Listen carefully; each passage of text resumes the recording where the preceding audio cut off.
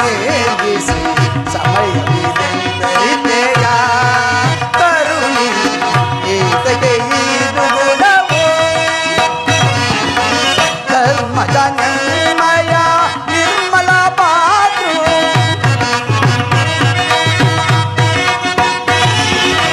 ಧರ್ಮದ ನಿರ್ಮಯ ನಿರ್ಮಲ ಪಾತ್ರು ನೀರು ಓದನು ಪರಿತಿಸದೆ ನುಡಿಯ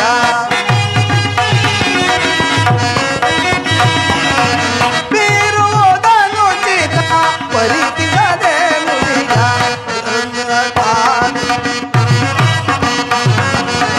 ದಹಿಸುವುದು ಮನದನು ಪಾಪವಾದರುಣೆ